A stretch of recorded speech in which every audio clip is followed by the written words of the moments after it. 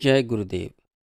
सेवा कार्य के बहाने ब्रह्मचारी आत्मानंद प्रकाश ने साधना की ओर से कभी उदासीनता नहीं दिखाई। साधना और सेवा को आपने कभी भिन्न नहीं समझा और आश्रम पर रहने वालों के लिए दोनों को ही आवश्यक समझा। आप गुरु सेवा को साधना का बहुत बड़ा अंग मानते रहे, तथापि साधना के लिए भी समय निकाल ही लेते थे और सत्संग से लाभ उठाने की कोशिश भी करते थे। इस प्रकार आश्रम पर 8 वर्ष तक आपका साधन एवं सेवामय जीवन चलता रहा। यह पहले ही लिखा जा चुका है कि आपको साधना में विभिन्न प्रकार की क्रियाएं होती थीं। हठ योग संबंधी आसन, मुद्रा, प्राणायाम, नाद श्रवण, अजपा जप, देव दर्शन आदि शरीर में विभिन्न चक्रों के दर्शन तथा अन्य कई प्रकार के अनुभव तो आपको हुआ ही करते थे, किंतु आपकी साधना का एक पक्ष अभी तक लिखा नहीं जा सका। दिव्य भावावेश में माधुर्य भाव भी कई प्रकार से आप में प्रस्फुटित हुआ और मधुरता का मस्ती भरा आनंद भी आपने खूब लूटा। विनौती आश्रम पर श्री गुरुदेव के शिष्य कभी कभी कीर्तन का आयोजन भी करते थे, जिसमें सम्मिलित होने का आपको अवसर मिलता था। कीर्तन में आप भावमगन हो जाया करते थे। यह भावावस्था आपको स्वयं कीर्तन करते हुए अथवा सुनते हुए दोनों समय होती थी। ऐसे समय आप में पसीना, अश्रुपात, कंप, हर्ष और दैन्य आदि सात्विक भाव भी प्रकाशित होते और आपके अंतर में एक अलौकिक दिव्य भाव तरंगित हो उठता था। एक बार रात को काली मंदिर के बरांडे में कीर्तन हो रहा था। आप मंदिर के दरवाजे के पास बैठे थे। पास ही में एक समवयस्क मित्र निखिल रंजन, जो दीक्षित नहीं थे किंतु दीक्षार्थी थे, बैठे थे। थोड़ी देर के पश्चात ब्रह्मचारी जी भावस्त हो गए। श्री गुरुदेव के कहने पर निखिल रंजन भी पास ही ध्यान में बैठ गए। आत्मानंद प्रकाश उसी भावावस्था में उठे और निखिल रंजन के सिर पर हाथ रखकर बोले, तेरे अंतर में चैतन्य जागृत हो। निखिल रंजन को पहले शरीर में कंपन हुआ और फिर वे मूर्छित होकर पृथ्वी पर गिर पड़े। ब्रह्मचारी जी स्वयं शिवोहम शिवोहम की ध्वनि करते हुए तांडव नृत्य करने लगे। वातावरण ऐसा भावपूर्ण और प्रेममय बन गया कि सभी उपस्थित लोग जय गुरु कहते हुए सामूहिक नृत्य करने लगे। थोड़ी देर के पश्चात ब्रह्मचारी आत्मानंद प्रकाश ने धीरे धीरे निखिल रंजन के सिर पर थपथपी दी, जिससे वह होश में आ गया। बाद में गुरुदेव के आदेशानुसार आपने निखिल रंजन को मंत्र भी दिया। इस प्रकार वह आपका प्रथम दीक्षित शिष्य हुआ। श्री गुरुदेव की दीक्षा तिथि होने के कारण अक्षय तृतीया पर आश्रम में विशेष रूप से शिष्य एकत्रित हुआ करते थे और दिन भर पूजा पाठ, सत्संग, साधन, कीर्तन चला करता था।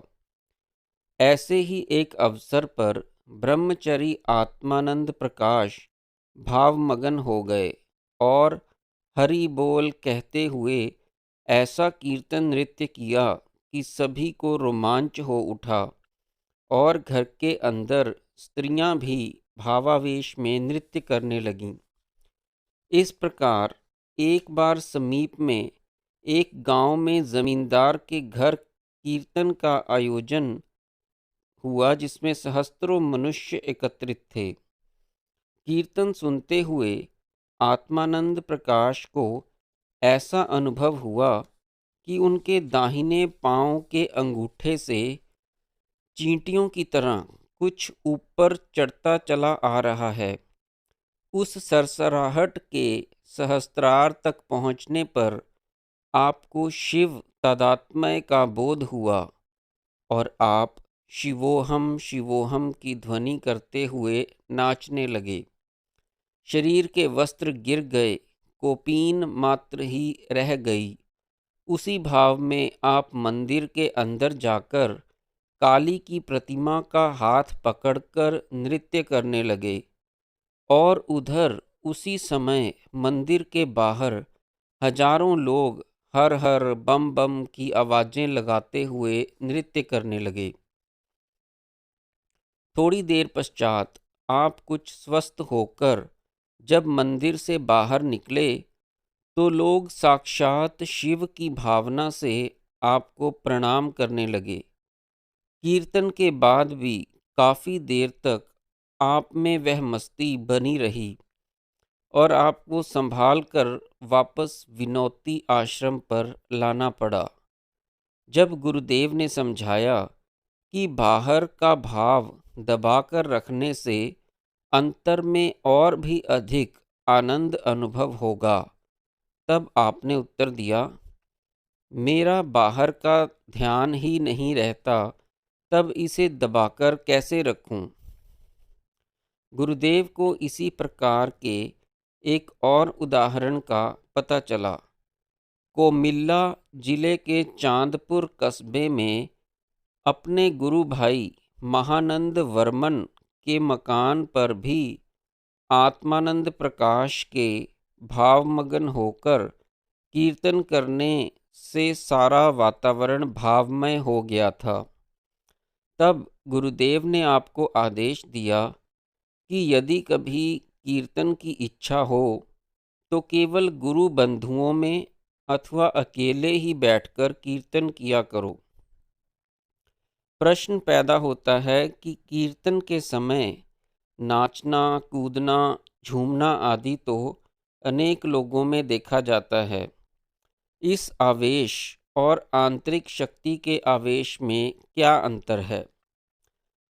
साधारणतः कीर्तन के समय भावावेश का कारण बाह्य प्रेरणा होती है।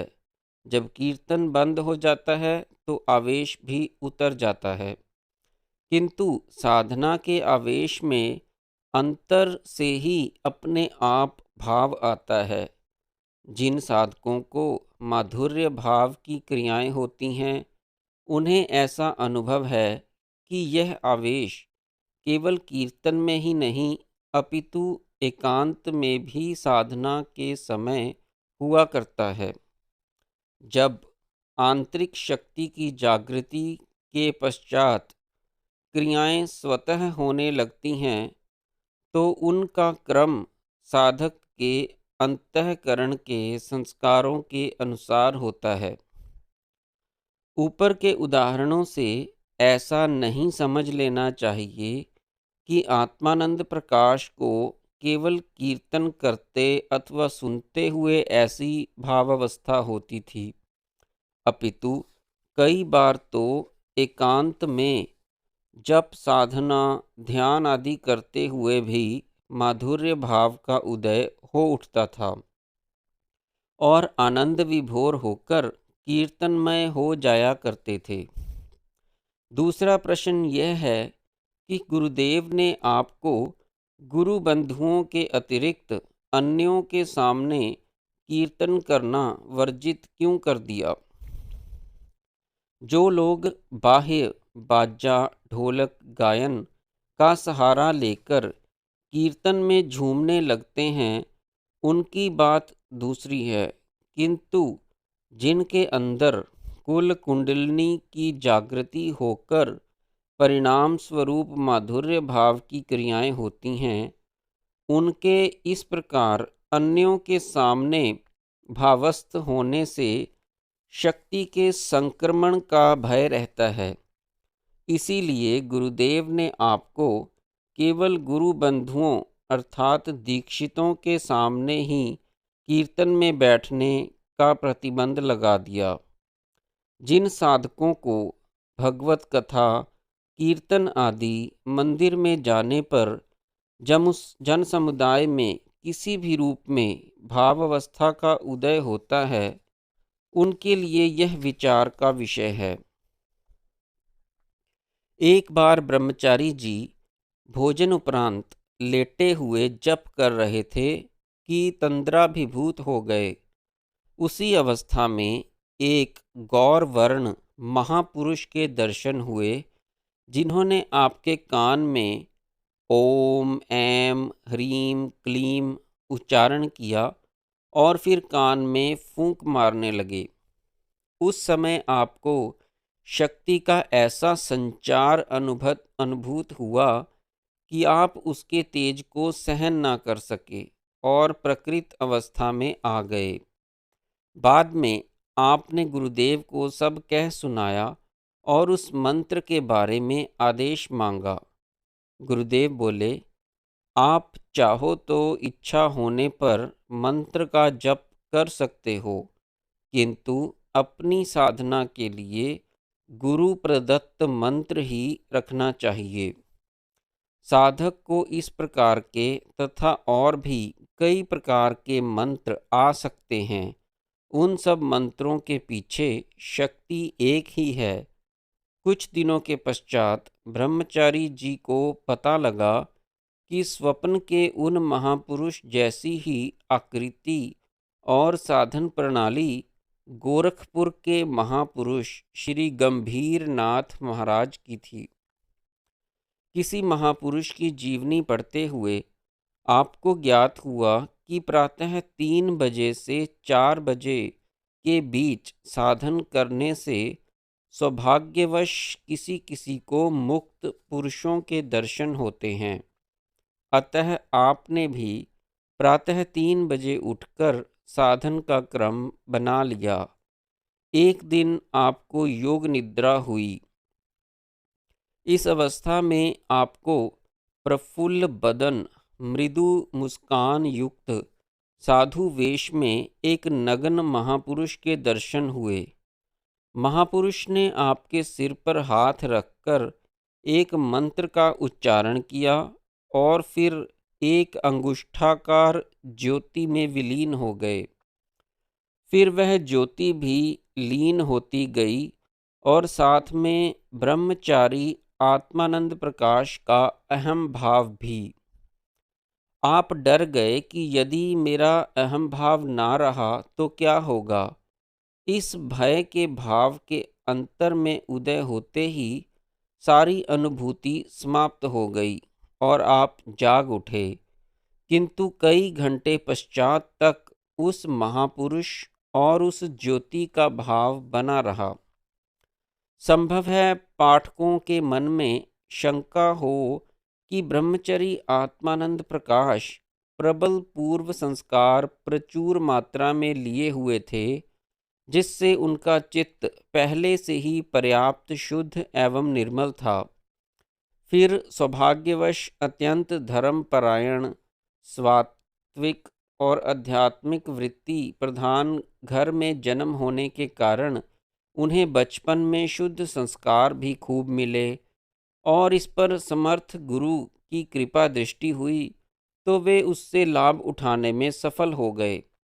किंतु बहुत कम साधकों को ऐसी परिस्थितियां एवं सुविधाएं प्राप्त होती हैं। प्राय साधकों के अंतःकरण में कई प्रकार के विकार तथा अवगुण रहते हैं। ना ही ऐसे शुद्ध सात्विक पैतृक संस्कार ही सबको उपलब्ध होते हैं।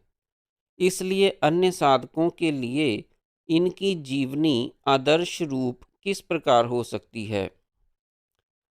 हर एक साधक की अपनी अपनी समस्याएं तथा विघ्न बाधाएं होती हैं तथा उनसे निपटने और उन पर काबू पाने का अपना अपना ढंग होता है।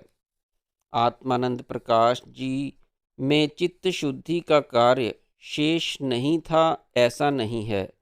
श्री महाशक्ति के प्रति आपके अंदर भाव उदित होने पर जब भजन प्रस्फुटित हुआ तो आप भगवती के सम्मुख प्रार्थना कर उठे, माँ, काम और क्रोध दोनों बड़े बली हैं, अभी बलि मैं कैसे दे सकता हूँ, क्योंकि वे मेरे से बहुत अधिक बलवान हैं। इन उद्गारों के प्रकटीकरण से स्पष्ट है कि आपके सामने भी विषय विकारों को पार करने का कार्य पर्याप्त था, जिसे आप आद्याशक्ति के प्रति समर्पण बुद्धि तथा श्री गुरु चरणों की अगाध सेवा और भक्ति भाव के आधार पर पूरा करने में समर्थ हुए। इसका अनुमान लगाया जा सकता है कि आश्रम में गुरु सेवा करते हुए आपको कितने प्रकार की कठिन परिस्थितियों में से निकलना पड़ता होगा। संभव है कई बार आपका मन विचलित भी हो उठता हो। कार्य की अधिकता, चित्त की चंचलता, शरीर की अस्वस्थता तथा अन्य कई कारणों से किसी भी साधक के साधन में बाधाएं एवं शिथिलताएं आना स्वाभाविक है, किंतु आपने सब विघ्नों पर विजय प्राप्त की। यदि इस प्रकार विचार किया जाए तो समझा जा सकता है कि आपको भी अपने विषय विकारों से कितना संघर्ष करना पड़ा होगा। यह हो सकता है कि हमारी कठिनाइयाँ अपेक्षाकृत अधिक हों, विषय रूपी विरोधी सेना और ज़्यादा बलवान हो, साधन की वैसी सुविधाएं और पूर्व संस्कारों की वैसी प्रबलता हम अर्जित ना कर पाए हों, किंतु इन सब तक पहुँचने, प्राप्त करने और साधन मार्ग पर आरूढ़ होने के लिए आपका जीवन प्रेरणादायक एवं आदर्श रूप है। अंतः विकारों के होते हुए भी आपने उन्नति की चरम सीमा प्राप्त करने के लिए उत्कट लगन, भावुकता, साधन की निरंतरता, निरअभिमानता, गुरुदेव के अनुशासन में रहना और समय की अमूल्यता को दृष्टि में रखते हुए एक पल भी व्यर्थ ना खोना आदि गुणों से युक्त होकर सद्गुरु की प्रसन्नता एवं माया की असीम अनुकंपा संपादित की। जो लोग यह शिकायत किया करते हैं कि साधना करते रहने पर उनकी समुचित उन्नति नहीं हो रही, उनके लिए यह विषय बड़े विचार का है। साधना के साथ साथ धैर्य, अनुशासन, शरणागति तथा साधन और जीवन क्रम की तारतम्यता का विशेष महत्व है। जब तक सारा जीवन ही साधनमय ना हो जाए, समय का प्रत्येक क्षण उसी लक्ष्य के लिए निर्धारित ना हो जाए और जब तक जीवन का प्रत्येक कर्म आध्यात्मिक पृष्ठभूमि के लिए हुए ना हो, तब तक साधना से समुचित लाभ की आशा रखना व्यर्थ है। यही इस जीवन कथा का संदेश है, अथवा यूँ कह सकते हैं कि यह जीवन क्रम एक क्रियात्मक उपदेश है। जय गुरुदेव।